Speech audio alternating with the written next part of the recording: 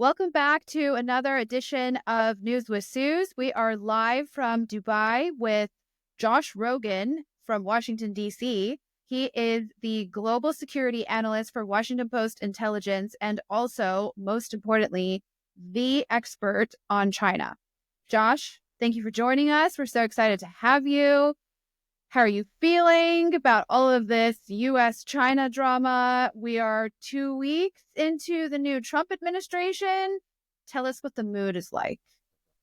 Right. The first 2 weeks of the Trump administration's second term we had about 3 years worth of China policy. It was just a nonstop drinking from the fire hose kind of situation. And it was all wacky and it was all bizarre. There's a lot to get to, but let me sort of put it into three big categories. One, of course, is the trade tariffs. Okay. China's going to have 10% tariffs. More importantly than that, by tomorrow, we think, if who knows, but that's what we're told. More important than that, protections on Chinese imports are going away, something called the de minimis exception.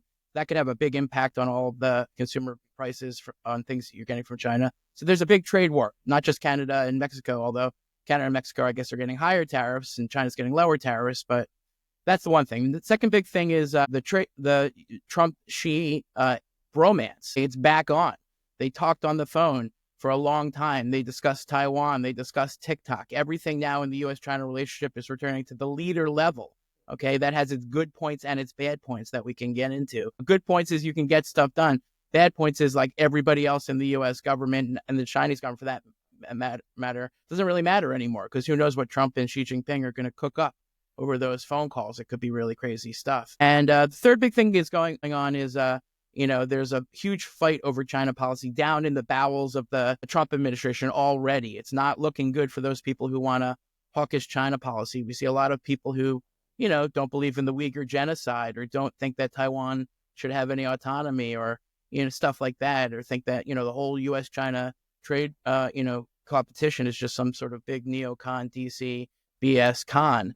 And those kinds of people have been around in the first Trump administration, but now they've got a bunch of new jobs and a bunch of new positions of influence and power. And so that's going to be an interesting fight to watch. So, I could go on, but let me just stop there. So the bromance, the Trump-Xi bromance, how much of the TikTok drama was attributed to the Xi Jinping Trump bromance? Because it looked like a setup once it all went down. Right. We should be clear. The president's executive order sort of unbanning TikTok didn't really unban it. I got a new phone. I couldn't download TikTok because it's still not in the app stores. So the part of the law, the part that bans it from the app stores is still in effect. And, they're still trying to make a deal behind the scenes. We'll have to see what happens. But the problem with this being discussed at the Trump-Xi level is that, it's always been the Chinese Communist Party's strategy to sort of wait till they get to Trump and then, or get to him through one of his billionaire friends or somebody, and then try to rope some of these, get concessions out of him by offering him other things on other issues that they'll never happen. Like I remember once they were going to trade like North Korea for like a trade deal or something like that. It's kind of ridiculous, but this is the kind of stuff that Trump likes. So in these grand bargains, big things can get messed up, like U.S. commitments to Taiwan, whatever it is. So, that's a problem. Of course, the bottom line is that we saw in the first administration that Xi Jinping often used his access to Trump to tell him things that weren't true. Like, don't worry about this coronavirus. It's going to be fine once it gets warmer. That was like one of the things Xi Jinping told Trump. It wasn't true. And people died because of that lie because Trump believed it and repeated it. So and it was 5 years ago. 5 years ago, almost exactly, was when coronavirus started to wreak havoc. And you were, if I'm not mistaken, you were the first reporter to sound the alarm on reporting that you had from your sources in the intelligence community who had said that this virus had come from a lab leak in Wuhan. And now, 5 years later, the CIA has said that they can confirm your reporting. A lot to unpack there. What happened was, in the early months of 2020, we found some evidence and some indications that it might have come from the lab. Not that it definitely came from the lab, but, that the bat coronavirus and the lab was in the same town, actually just very close to where the bat coronavirus pandemic started. So it made a lot of sense to a lot of people, not just in the intelligence community, but in the regular world. Maybe the lab had something to do with it. And what I found was State Department cables that showed that there was concerns about these labs and their bat coronavirus work years before. So I didn't report that it came from the lab, report that it might have come from the lab. And that, and even that at that time was very controversial to say. And then Trump said it came from the lab. And then people were like, it definitely didn't come from the lab if Trump said it came from the lab. But, even the broken clock is right twice every day, Susie. So it's like he was bound to be right about something. Now, skip ahead 5 years. What happened now is that, the CIA, which had for 5 years had said, we're not sure. As it turns out, the Biden people and Jake Sullivan and all those guys had them take another look at it right before they left office. And in that new look, they said, okay, with low confidence, now we think it was the lab. And that matches the Energy Department, by the way, and the FBI, which said with moderate confidence, we think it came from the lab. So that's the CIA, the FBI, and the Department of Energy. Probably between them have the best forensic investigators, the 3 sets of best forensic investigators in the world, and not just in the country and the government, but in the whole world. So then on the other side, you have some of the other intelligence agencies saying it didn't come from the lab with a low level of confidence. A bunch of them don't know which one it is. So my whole thing for 5 years has not been to say that we know it came from the lab. I just simply said, maybe it came from the lab and we should check it out. And we never checked it out. And now it seems like that was a mistake. Yeah. So, but who wasn't checking it out? Who wasn't journalists weren't checking it out, or intelligence agencies weren't checking out? Like, why was it actually run down? Well, this is, explained in excruciating detail in my 2021 book, Chaos Under Heaven, still available in paperback now. And, what's funny about that is and basically what happened is that, the investigations into the origin of the coronavirus were tainted by a lot of people who had a conflict of interest, a very simple conflict of interest, namely that they were involved in this controversial research. Some people call it gain of function research, but no matter what you call it, it's the research that they were doing in Wuhan to make bat coronaviruses more lethal and more susceptible to infecting humans. And all the people responsible for that research, some of whom were working with that Wuhan lab, were in charge of the investigation. And so they did the investigation. They're like, oh, nothing to see here. So they had a clear conflict of interest. And it seems pretty obvious now that putting them in charge of the investigation was a really stupid thing to do. And then the subsequent investigations, which said, it probably came from the lab. Well, they came from the Trump administration, and then they came from, House committees that were run by Republicans. So they were dismissed as political. But then something interesting happened, okay? The Biden administration, which had no, reason to favor one over the other, it didn't happen on their watch. They didn't really care one or the other. They ordered another investigation and then another investigation. And slowly but surely, more and more people inside and outside the community came to think the preponderance of the evidence, not beyond a reasonable doubt, not a smoking gun, but if you just look at all the evidence, it probably had something to do with the lab. And unfortunately, the investigation can't really succeed because the Chinese won't let anybody into the lab, and they scrubbed the lab's website of all the viruses. And, if you're a Chinese scientist and you say it was the lab, they'll kill you. So it's really hard to get to the bottom of it. But 5 years in, we could at least say that there's a ton of evidence, and I would say a preponderance of evidence that the lab was involved somehow. Mostly, and this is not evidence, but it's just a fact that the pandemic broke out on the doorstep of the lab that was doing the research on the virus that caused the pandemic. But that's not evidence. That's just sort of common sense. Well, I mean, one of the concerns now is that, we're seeing a distancing of the U.S. government from institutions like the World Health Organization, which... Well, that's right. Obviously, ended up becoming politicized during the pandemic. And so... Right. Are there concerns? It's like... Yeah, I mean, and, any answers? To be sure, the World Health Organization made mistakes, but, the reason a lot of these things become political is because both sides make them political, and the Trump administration made it overly political, in my view. And my view on the World Health Organization or any of these flawed organizations is fix them, don't nix them. If you destroyed the World Health Organization, you just have to build it again. So why not just work with it to reform it rather than pull the United States out, which could have all sorts of bad second and third degree effects. But, the Trump administration, to its discredit, overly politicized parts of the pandemic. And the Democrats, to their discredit, overly politicized parts of the pandemic. And the origin story is a perfect example of this because both sides politicized it. And, on the left, it's like, some sort of like, cancelable offense to say that it probably came from the lab. And on the right, everyone just assumes it came from the lab. And, the virus doesn't have a political party. It's not a Democrat. The virus is not a Republican. It has nothing to do with politics. And the Wuhan Institute of Virology is not Democrat or Republican. It's just a place where risky bat coronavirus research happened right next to where the bat coronavirus pandemic started. So, it's almost impossible. I mean, literally impossible to go back and untangle the mistakes that were made amongst the many mistakes of the pandemic that became politicized. The origin is just one piece of it. You could talk about the vaccines. You could talk about the stay-at-home stuff. You could talk about the entire world fumbled this pandemic.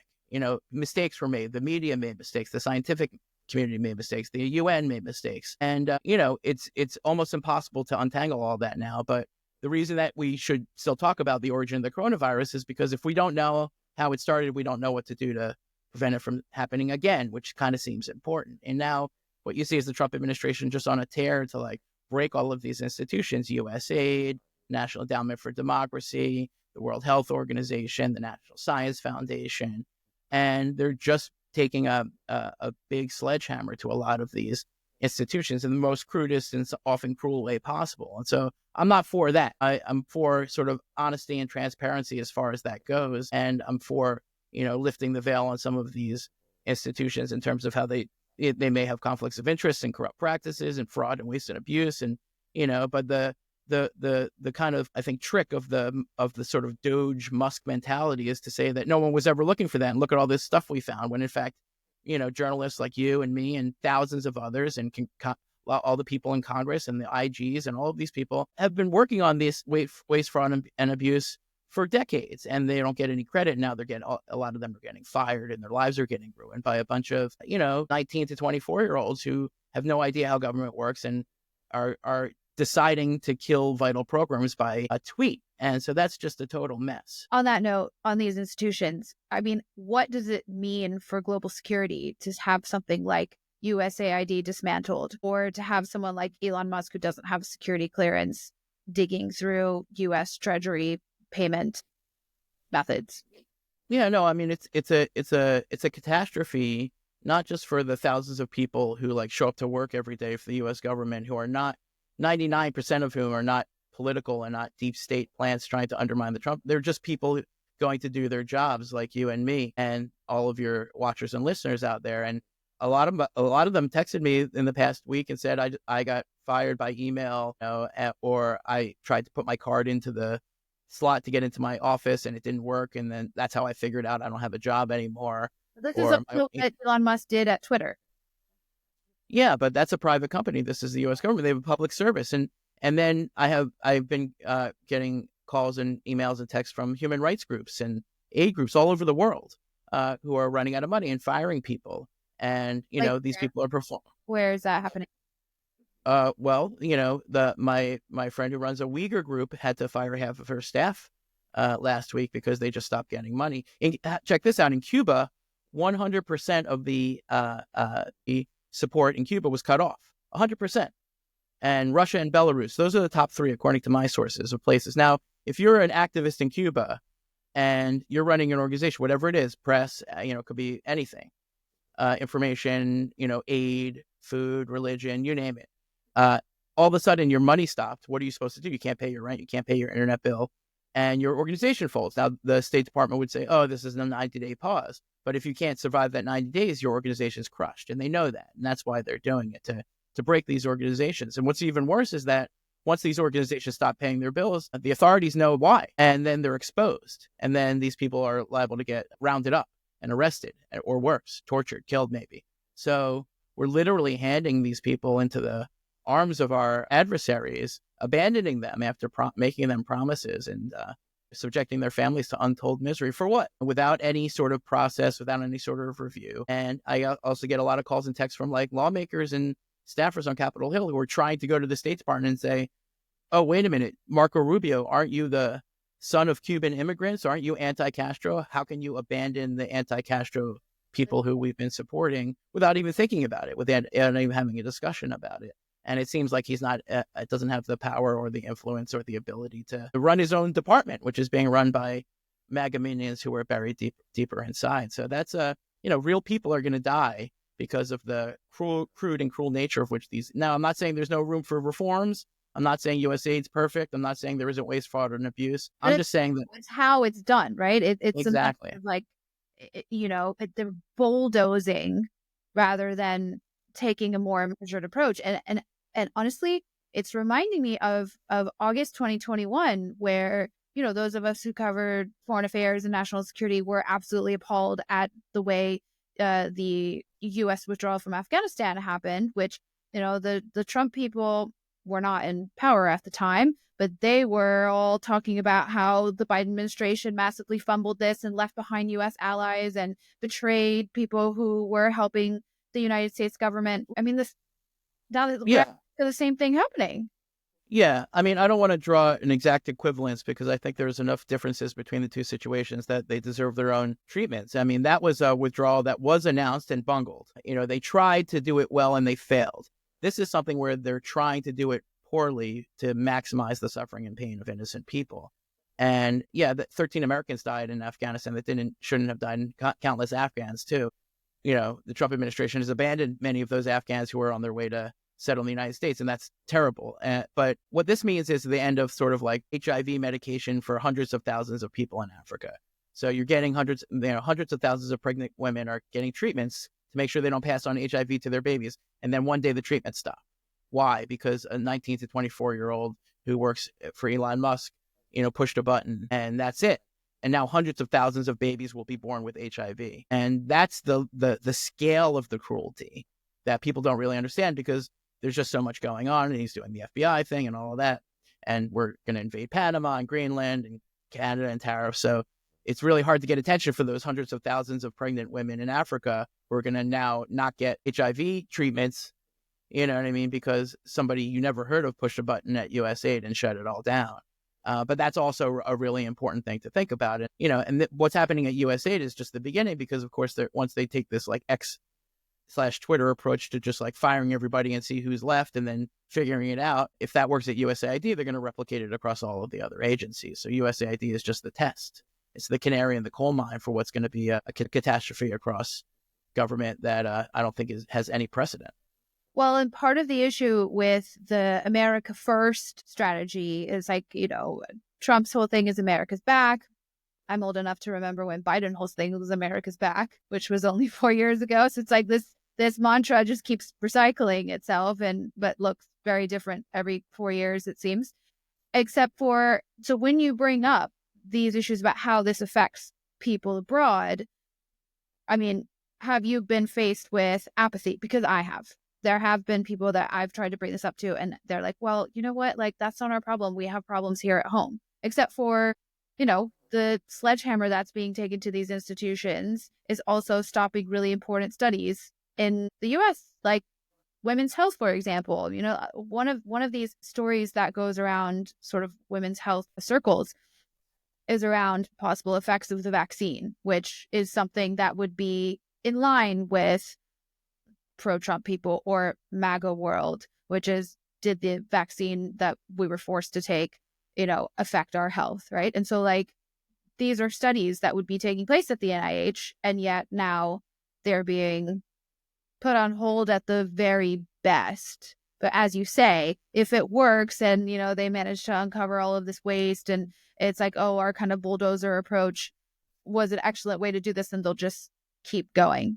But on that note, I wanted to go back to Panama. You mentioned Panama.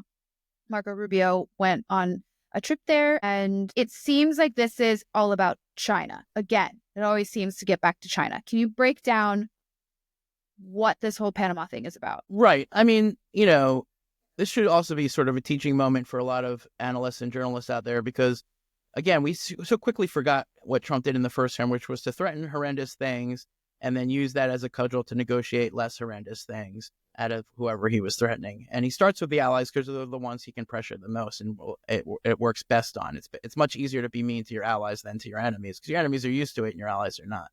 So, we saw that already with the Mexico tariffs. He threatened 25%, then they had a conversation and something happened, and she's, I'm going to send a bunch of troops here and we're going to stop the migrants there. And, all of a sudden it's delayed. So some of this is negotiating tactic, okay? And what Marco Rubio did is he tried to sort of like sort of, pull out a win from this threat of that we're going to invade Panama. Now, the premise of the threat is wrong. I mean, that China has taken over the Panama Canal. It's just wrong. What happened is that the people of Panama, the government of Panama, contracted out the services of managing the ports to a Hong Kong company, which, it gets paid to manage the ports. Now, is that problematic? Sure. But it's not the premise that this invasion was sold on. So what Marco Rubio did is he got the president of Panama to make concessions. One, that they're going to end their cooperation on China's infrastructure project called Belt and Road. And two, that they're going to, look at these port, deals or somehow. And, those concessions in a vacuum seem good for the United States and bad for China. But the problem is that the damage done by the tactic, first of all, threatening the whole country and sort of turning America into a country that just threatens to invade you until you pay them off, it has reverberations around the world. A lot of how the U.S. government historically has gotten countries and people to do things is through persuasion, and now we're just threatening everybody. And that is essentially going to put us in the same position as other countries that threaten everybody, such as Russia and China. And the problem with that is that if we're just bribing and threatening people, well, China has a ton of coercive and bribery power, probably more than us, actually, because they have deeper relationships with these countries now. And so the second degree effect of that is that, okay, now we're in a war with China to buy off and bribe and threaten people. And that's not necessarily a war that we can succeed in, at least not in every place. And it's really a race to the bottom in terms of relations. Where does China have more of an advantage?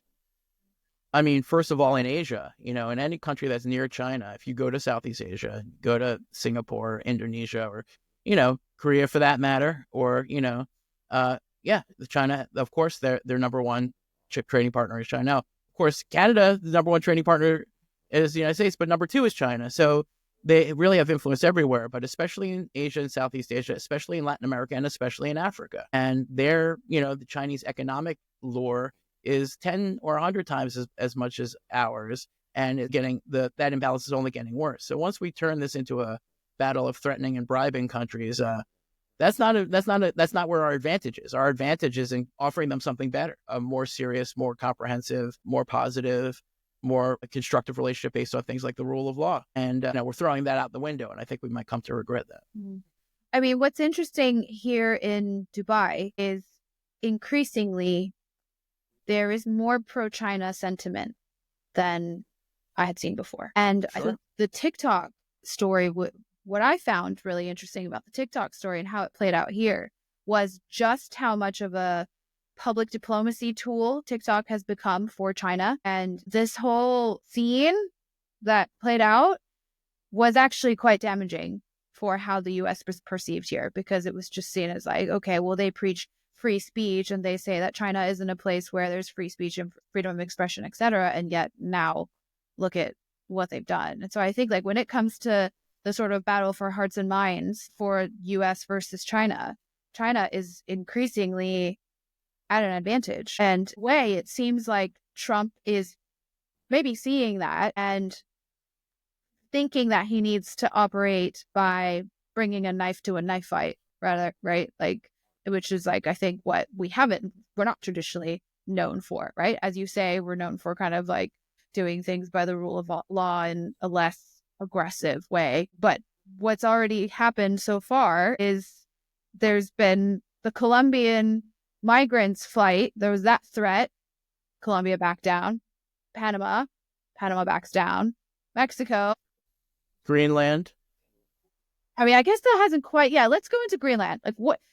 Yeah. What? No, I mean, about he's threatened to attack a NATO ally. Why? Like for why? What? Why? Like what? Again, is it? So it's like there must be some sort of rationale behind it. So like, what? I wouldn't say a rationale. There's a pattern, and again, with Trump, it's not really it's not a strategy. It's just more of a vibe, and the vibe is like, oh, do what we say or bad things will happen to you. It's essentially. But where what I'm off. It's like it comes. Imagine it's. Too. What's that? Why did he decide that Greenland is something that he should care about? I think it's like if you're the mafia boss, right, and you go around from place to place, you're like, oh, nice territory you got there. It'd be a shame if something happened to it. That's the mentality. He expands where he thinks he can expand, where he can bully people who can't fight back, and some of it is a distraction from, again, the sort of destruction of the federal government that's happening just beneath the surface. Some of it is just maybe some billionaire got in his ear and was like, oh, we need Greenland, and then all of the Republican senators have to like do the clapping seals thing and be like, oh yeah, that's a great idea, even when they know it's a really stupid idea. And then the Europeans have to sort of pretend to take it seriously while deciding whether or not they want to push back or if they want to make a concession. And it's not like this is all sort of mapped out in Trump's head. This is just sort of, the disaster of Trump foreign policy that is just beginning, by the way, because whatever happens with Greenland, they give us some mining rights or they, something we put another base there, things that we probably could have negotiated without threatening to attack a NATO ally and turning, again, another country totally against us. Because if you were in any country where, democracy and freedom of the press matters and America did this to you, you'd be like, F you. Of course you would. You'd be like, forget it. And like, so, we're literally pushing these countries into China's arms. Now, of course, where you are in the Gulf is a bit of a different situation, because there you have to contend less with the publics and more with the rulers. And the rulers like Trump, you know what I mean? Like the heads of the UAE and Saudi Arabia, that they're in good with the Trump people. So I'm not really worried about, of course they're doing some balancing, but you're not going to see a lot of tough tactics from Trump to MBS. Quite the opposite. Yeah. Same thing with China, same thing with Russia. So all the dictators get the soft glove treatment because he's going to make some sort of deal one-to-one. But all the countries where you have to actually deal with the actual humans that live in these countries because they're democracies or close to being democracies, he's going to piss off everybody and have them put pressure on the leaders and just muck up the relationship. And again, you might get some, temporary benefits out of that, but it's going to come with long-term costs that Trump may be aware of or not, or may care about. On the EU and the Canada drama, I mean, this suggestion that Canada should join the EU, is there any way that would happen? Canada should join the United States, you mean? No. So he's saying that Canada should join the United States, which okay, but why? But now there's talk about how Canada should join the EU. I mean, why is everybody messing with Canada? Like, where did this come from? I mean, I think we should also just know for a minute that the Trump and MAGA phenomenon is not confined to the United States. All right, this is also a movement that's gaining force in many European countries, including France and Germany, especially, just to name two. And of course, they're all working together. That's why Elon Musk will, appear at a rally for the AfD that's happening in Germany, because they're trying to unite these movements more or less. And every country's different, but basically the EU is in no position to take on Canada, and Canada's in no position to join the EU. It's not a real thing. It doesn't make any sense for either side. It's not going to happen. But it just goes to show you how quickly we could destroy our credibility and our relationship with our literally geographically closest ally for no reason. For what? For what? 43 pounds of fentanyl? And I mean, there's things that there are things that kind of trigger Trump. And so like, even the most seemingly insane of ideas, like there is something that has led him to whatever policies or decisions that he's made. But for sure, I mean, we know that he doesn't like Trudeau, but like Trudeau is leaving. So I don't know how he got this idea into his head, but it almost, once it's there, it doesn't really matter. I mean, I think what's different now from the first term is that he would get an idea into his head, and then somebody like Lindsey Graham or Dan Sullivan, or Mike Pompeo or someone like talk him out of it, at least for a day or two. And then maybe he'd get talked back into it, and it would at least delay it. It's not like not everyone was stealing papers off his desk. Some people just try to persuade him, and sometimes it worked. And sometimes and then he would change his mind again and again and again. What's different this time is they're not going through any of that. And, he gets the idea and he just runs with it. And there's nobody internally, all of the people, it's like, it is kind of like the Chinese Communist Party in that, there's no dissent allowed, even internally. You can't voice your objection even internally, because then they'll come after you externally. So look at Senator Todd Young. There was like a report that he might not vote for Tulsi Gabbard's confirmation. He's on the Intelligence Committee. And the MAGA forces just started to ruin his life. And they just, deep state Todd Young is, holding up Trump's agenda. And the reporting is he folded like a cheap suit. And so that's the environment we're in. It's not a debate amongst different factions of the Trump movement. It's just whoever has the biggest microphone and gets to Trump first wins. And that's why all these things are happening so fast. Meanwhile, we are effectively in an arms race, an AI arms race with China, and China dropped their own allegedly cheaper, better version of ChatGPT, DeepSeek, which must have been strategically timed. It's like, welcome back, happy birthday. What are your thoughts? No, I mean, listen, I think that in the U.S. technology race with China, they're ahead on some things and we're ahead on some things. And I think they're ahead on batteries, they're ahead on electric vehicles, we're ahead on semiconductors, we're ahead on AI, quantum. I'm not really sure, to be honest. It could be depending on who you ask.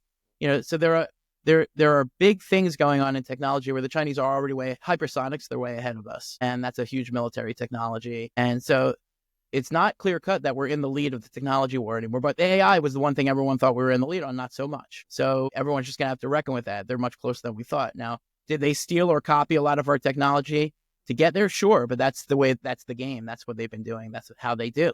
And we do that too. And so they're ahead of us on social media. TikTok, RedNote, Eliminate, they're much better than Instagram. I mean, I use them all, and I'm just here to tell you that TikTok, RedNote is better. It's just they've got better algorithm engineers and they've got more of them.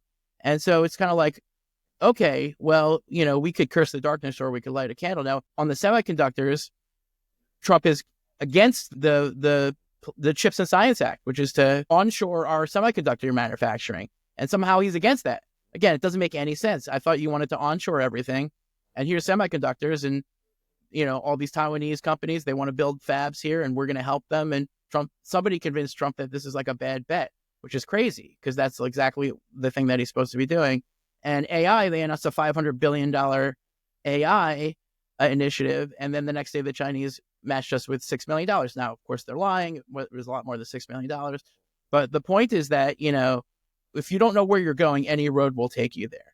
And there are benefits to like having programs that subsidize technology and, get private investment. And there are drawbacks to them. And, the Trump administration is all over the place already. It's only been 2 weeks. They're against the CHIPS bill, but they're for the AI investment. And, our adversaries aren't necessarily this clumsy and dysfunctional. What's that? Why are they against the CHIPS bill? No, I can't really understand it. Somebody convinced Trump that it was bad and that Biden did it, so it must be bad. And it's not bad. It's really good. And it's going to bring a lot of jobs, high-paying, high technology manufacturing jobs, which is exactly what Trump says he wants. But it doesn't. There's not an answer that squares those two things. It doesn't exist, or at least I don't know what it is. Well, I mean, the irony is that his whole thing is draining the swamp and special interests and lobbyists and this, that, and the other, which, sure, yeah, that's true. These are big problems, except for he's got his own version of that in his circle. Yeah, it's just different lobbyists. I mean, there's a ton of Trump lobbyists, and Trump administration is super swampy. It's just a different crowd. You know what I mean? They're just a different group of crooks. And, so it's not to say they haven't fixed anything really. And they've broken a lot of stuff. And, it's just beginning. Cause we can talk about this all day long, but at the end of the day, it's about kind of how the average American takes in all this information that we put out there. And, they reelected Donald Trump for their reasons. And there are things that they get, like TikTok was something they really cared about, to the point where people were saying, like, I don't care, give all my data to China. Like, I don't care about my data. And it gets me thinking, like, how important is our data and what China do with weaponizing it? Like, to what extent does the American public not really understand what it is they're giving away? Yeah, well, I think there's two things. I mean, one is the data and one is the influence. I think the bigger threat from TikTok is the influence, that they control that algorithm. They are controlling what the news is for, the majority of young Americans who will never read the Washington Post, who don't like Instagram Reels, and, who aren't watching CNN. They're getting their news off of TikTok, and that all of that shaping is controlled by people who are beholden to the Chinese government. So that's, I think, way, way, way more dangerous than the data thing. But the data thing's also bad because how does China build all of the best technology? They have more data because they don't have any privacy laws over there, and they can build a camera that finds a Uyghur out of a crowd and then go scoop him up, and they can, build files on all Americans to figure out how to, manipulate our elections, as they've done in other countries. And so we haven't seen it here yet. Everyone's like, oh, there's no smoking gun. They haven't done anything. Well, they have. They've used the app to promote themselves. They've used it to get their people to try to save TikTok. So that's a pretty direct intervention in the politics. Okay, that's not that bad. You might say, okay, well, in other countries like Taiwan and the Philippines and Romania, just to name three, the TikTok algorithm actually swung politics. And now what Romania is like, they're redoing the elections because some guy who's big on TikTok nobody ever heard of, clearly it would screwed up their whole election cycle. They have to redo the whole election. So this is the potential of it. Now, you say, oh, well, in America, we don't have a smoking gun yet. But the problem is you wouldn't hand somebody the power to teach your children and just be like, oh, well, they haven't abused it yet if they were a bad person. And the Chinese Communist Party is a bad group, which means us harm and which is working against our interests. And the fact that a lot of young people don't know that or don't care about that, I think is both a symptom and a cause because, the algorithm rewards that. The algorithm, if you want to go viral on TikTok, you should be pretty much pro-China. I got banned off of Red Note in my first day, day one. And all I had like a Tibetan flag on my profile picture. And boom, banned for life. You should follow a stricter moral code or whatever it was that I translated. And that's it. I'm off of Red Note. Okay. No big loss. This is the influence. It's not just the data, which is bad. It's the fact that there's a filter by which our kids are understanding the world. And that filter is controlled by people who are beholden to people who wish to do us harm. And that's, in my view, very unacceptable. Now, how you fix that, if you sold it, I don't think it's going to work. I talked to Mr. Wonderful about this a couple of weeks ago because I was on CNN with him and he was like, oh, we're going to rebuild the algorithm. I'm like, rebuild the algorithm? How are you going to find the 30,000 engineers to do that? You know what I mean? Like that doesn't really make any sense. If Instagram could rebuild the TikTok algorithm, they would have done it a long time ago. And so it doesn't really make any sense. And they're not going to sell it. So then now Trump's idea is, oh, well, we're going to put the data somewhere special. But they tried that already too. And it was called Project Texas. It was largely exposed to be a sham. Yeah. So I think there's a world where Trump figures out a way to get the system to ignore all of these things and keep TikTok going. I think that TikTok in a way is too big to fail. Yeah. And but can it be controlled? I mean, it kind of, because people who are kind of OG TikTokers were DMing me on Instagram and saying, oh, ever since TikTok came back, my For You page is different. All the pro-Palestine stuff is gone. All the Ukraine stuff is gone. The stuff about Ukraine was gone. And they felt kind of cheated. And they said, well, I'm not really good. I don't really feel. And it's more pro-Trump and anti-Democrat. So you have to think about that. It's like if they can just flip the switch and make all of our kids, and a lot of people in my feed are like, why is all this pro-Trump stuff on my feed? I'm not pro-Trump, And so it just goes to show you that they can manipulate it whenever they want for whatever reasons. And what we've seen is that they've done it in their own self-interest, in the interest of ByteDance, the company. And I'm here to argue that they also do it in the interest of the Chinese Communist Party, because just do a hashtag of Tibet or the Uyghurs, and I bet you're going to find a bunch of Uyghurs dancing and saying everything's fine and there's no genocide, nothing to see here. And that's not true. Okay, that's not the case, because I've talked to the Uyghurs who have been tortured and jailed and had their family members tortured and jailed or killed. It's still going on. So, forget about the data for a second. The fact that this app can convince a generation of young people that there is no genocide going on is a pretty profound thing to think about, because if a genocide happened and no one was around to witness it, then there'd be nothing that anyone could do about it. Which, I mean, the Uyghur genocide is something that kind of blows my mind that nobody talks about, especially in the Muslim world. Yeah. Well, not only that, the State Department's new acting under Secretary for Public Diplomacy is a Uyghur genocide denier. He's tweeted that there was no Uyghur genocide, that it's all a lie. And he's in charge of public diplomacy for the State Department under Secretary Marco Rubio, who authored the Uyghur genocide bills and was a huge supporter of the Uyghurs until he became Secretary of State. And somehow his own State Department is defunding Uyghur organizations and appointing Uyghur genocide deniers to key positions of influence that govern our country's public diplomacy. Okay, and if that sentence doesn't blow your mind, nothing will.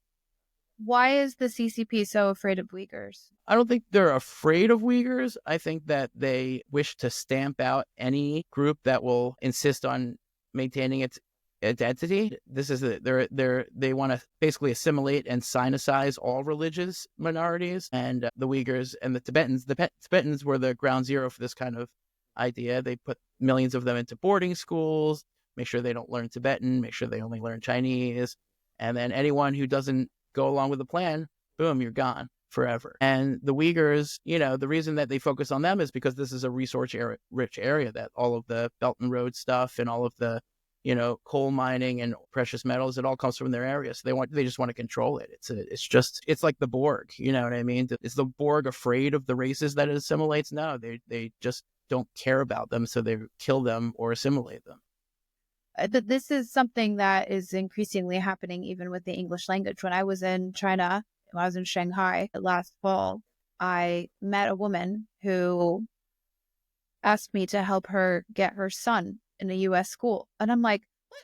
We're over here insisting that our children learn Mandarin and sending them to Chinese schools because, we're concerned that our education system isn't as good as the Chinese education system. And I asked her why. And she said, because she was concerned that increasingly they're not teaching English to the children in schools. And she's worried that her son is going to be left behind on the world stage and he won't have as good of job opportunities once he graduates. And also she said she wanted her son to have a happy education. So I think... Yeah, well, yeah. Go ahead. No, I mean, listen, I think that, none of what I've said up till now changes the fact that there's 1.4 billion Chinese people. 99% of them are warm and open and worldly and want to have positive relations with us, and we should want to have positive relations with them. My criticism is of the party and the leadership, which is, a genocidal dictatorship that means us harm. But I'm always have been and continue to be a big supporter of people-to-people interactions, learning the languages, traveling, students going back and forth, scientific collaboration where it makes sense, where it's not them just stealing our secrets. And those kinds of connections are hugely important so that our two societies don't fall into a situation where we can't talk to each other or where we don't understand each other. And that's kind of what we're in now. So that's bad. I'm not on the... Governments are doing that, though. I mean, I truthfully went, this was my first trip to China, and I had all kinds of expectations and admittedly biases of what I expected to encounter. I mean, truthfully. So who was your host for your trip? So I went on a media conference, which I understand the irony behind that. And who? So it was ENEX. So it's a group of European broadcasters. So they put on a media conference in Shanghai. And that's great. And so, I met a lot of really interesting people, and I was shocked. It's difficult to get a visa as a journalist to China, but absolutely. And admittedly, when I was having this conversation with this woman who was also a journalist, she was, kind of looking over her shoulder. She wanted to make sure no one heard. And so I think it is it's sad because it's our governments who are fighting and we're in the middle. I mean, it's there's this reel that's going around that's basically talking about how this Chinese American guy, he was talking about his parents' experience in the Nixon era, pre-Nixon era, about what U.S.-China relations looked like then, and kind of how basically what we think now about China is what China thought then about the U.S. And so now it's flipped. And yet, at the end of the day, it's we're the ones who are kind of pawns in this game between governments. Right. I would say two things. One, I think it's really positive that programs like the one you went on exist and that you did that. And I think that it was probably just as beneficial for them as it was for you, because not as many foreigners and Westerners go to China as they used to before the pandemic. So those interactions are really crucial. And I'd love to talk to you more sometime about your impressions there. But the second thing I'd mention is that, this is not just a U.S.-China Cold War. This is about how the entire world deals with China's rise, and it's complicated. And China has complicated relationships with Japan and South Korea and India and even North Korea and Russia, but especially countries in Western Europe. And they're all grappling with it, and they're all torn by it because there's an economic lure, there's a people-to-people lure, and there's a national security threat. And all those things are true at once. So, when we think of this, of the U.S. government and the Chinese government fighting each other, it's not really the case. It's how are we as the world going to deal with China's rise? Because It has the largest army in the world, the largest navy in the world. It will soon, if it doesn't already, have the largest economy in the world. It's expansionist, and it's increasingly aggressive, and it's increasingly internally repressive. And we're going to have to accommodate China's rise, because China's rise is inevitable. And there's not a situation. Some people are like, oh, well, we should bring them down. No, I don't say that at all. But the question is, are we going to have a world where China's a superpower based on rules that favor our way of life, or rules that they set? And that's really what the competition is about. It's not about stopping China from developing. It's about, is China going to rise in a system that supports things we believe in, like human rights and the rule of law, and yes, democracy, and yes, freedom. And not that every country has to be a democracy, but that democracies get to stay democracies if they want to stay democracies, like in Ukraine and Taiwan, just to name two. And that's not the world that the Chinese Communist Party wants. They want a world where might makes right, and big countries invade little countries, and there is no rule of law, and there's no such thing as human rights. And I don't want to live in that world. And so I think that's the way we have to think about dealing with China. Realize that the Chinese people, although we can't really know everything about them, are not a monolith. And many of those Chinese people believe in that world, that those values that we share as well. Yeah, I mean, the idea is like, let people choose what they want to live in. If you want to live in a monarchy, you can live in a monarchy. If you want to live in a democracy, you can live in a democracy. I mean, well, nobody chooses to live in a monarchy. The whole point of a monarchy is that you can't choose. So it's not a matter of letting people choose. It's a matter of, those people who have the choice get to keep the choice and don't get invaded, like in Ukraine and Taiwan. And I do think that people in dictatorships and monarchies, we should push for them to have more choice. And that's what we've been doing for the last 80, 90 years. And the Trump administration doesn't believe in that, but I still believe in that, yeah, if you live in a dictatorship or a monarchy, I want you to have more choice than you have now. And I'm willing to say that out loud and help you do that if I can. Yeah. Well, I think the monarchy, I've been thinking about the monarchy question a lot, especially because, in the US, we're seeing increasingly personally, I find this alarming, that we're seeing more pro-monarchy and less pro-democracy chat than we would have expected, I think, pre-Trump. And yeah, that's certainly true. Hereditary leadership, governance makes no more sense than having like hereditary mathematicians. It doesn't, just think about it. Like, what are the odds you're going to have a kid that's going to be exactly the right person to run that country? It just doesn't really make sense. So most monarchies rule through force until they're compelled not to do so. Well, because, we're seeing things like, oh, look, Barron Trump is preparing to. That's an oligarchy, which is a different problem, or kleptocracy, which is a different problem. So yeah, we have our own flaws in democracy. Obviously, our democracy is not perfect, but at least we're trying to row towards the right direction. And the dictatorships are not. They're trying to row towards the direction of people having less agency and less freedom. And I'm against that. I have to say, I'm surprised to hear that you were on TikTok. Were you on TikTok for your influence career? No, I was, I started it as research, and they got a hold of me. It's a great app, despite the influence, despite the data. I have a separate phone for TikTok. Same. Yeah, no, it's a great, it's addictive. I'm addicted. They got a hook in me. My feed is Do you Chinese your watches? Yeah, so I got Chinese Communist Party propaganda, which is all in my feed, maybe because I like it and save it and watch it all. I used to have a lot of Ukraine stuff, but you're right, it's not there anymore. And a lot of Japanese food, because I used to live in Japan. And so anything about Japanese food, or really Japan or Tokyo, comes up in my feed. And so that's a lot of ramen. And that leads me to my other passion, which is wristwatches. And because you're a follower of my channel, Watch the Ramen on Instagram, all one word, all lowercase, Watch the Ramen, where I combine my review of ramen restaurants all over the world, especially in the DMV, and my review of wristwatches, not just fine wristwatches, but all kinds of wristwatches, casual ones, sporty ones, dressy ones, foreign ones, domestic ones, Swiss ones, and Japanese ones. So today I have for you, let's see if we can get it into the shot. This is a Grand Seiko snowflake in titanium with the red ring. It's called the Red Snowflake. It's a limited edition that I got in Tokyo. It's one of my favorite, if not my favorite watches. And, it just combines sort of Japanese craftsmanship and, an artistic sort of snowflake dial, paper mache sensibility with, my Japanese sort of aesthetics style. And, if you like Seikos, then you're going to love Grand Seikos. And I recommend them for anyone interested in getting into a luxury watch that will get you more value than a Switch watch, but without sacrificing quality. So, I started Helmet to Heels when I was experimenting with newsfluencing, which was using fashion and style and luxury and, culture to get people to pay attention to current events. But you were the OG newsfluencer.